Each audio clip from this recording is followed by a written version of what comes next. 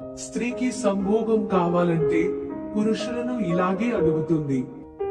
ఒక పెళ్ళైన స్త్రీ పరాయి పురుషుడిని శృంగారానికి ఆహ్వానించేందుకు అనేక రకాలైన సంకేతాలను చూపిస్తూ ఉంటుంది.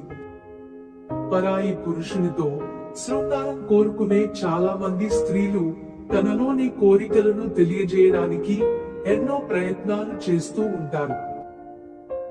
చీర కొంగు జారకపోయినా కూడా మాటి మాటికి కొంగు సర్దుకోవడం, అవసరం లేకుండా కూడా పలకరించుకోవడం, డబుల్ మీనింగ్ లో మాట్లాడడం, ఇలా చాలా రకాల సంకేతాలు తెలియజేస్తూ ఉంటారు. స్త్రీ పురుషుడిని కోరుకుంటుందని ఆమె కళ్ళను చూసి కనిపెట్టవచ్చు. కళ్ళల్లో ఒక రకమైన మత్తు కనిపిస్తుంది.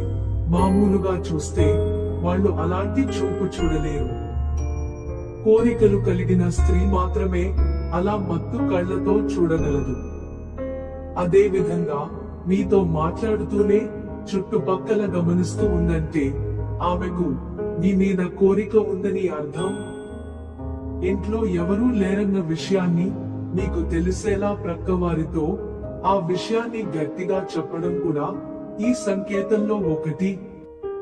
మీరు అడగకపోయినా మా ఇంట్లో ఎవరూ లేరు, రావడానికి చాలా సమయం పడుతుంది అంటూ మీకు సంకేతం ఇస్తుంది.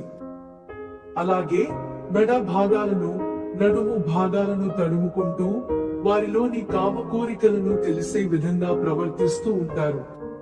ఈ సంకేతాల ద్వారా వారికి సంభోగం కావాలని చెప్పేందుకు ప్రయత్నిస్తూ ఉంటారు. అయితే ఇలాంటి సంకేతాలను చాలా మంది పురుషులు పట్టించుకోరు. పురుషులకు ఆమె మీద కోరికలు ఉన్నా కూడా సమాజానికి భయపడి ఇలాంటి వాటికి దూరంగా ఉంటారు. కానీ స్త్రీలు మాత్రం పురుషుడిని కోరుకుంది అంటే తన కోరికను ఎలాగైనా తీర్చుకోవడానికి ఎవరితోనైనా ధైర్యం చేస్తుంది. మాకు మీ సపోర్ట్ కోసం ఛానల్ ని లైక్ చేసి సబ్స్క్రైబ్ చేసుకోండి.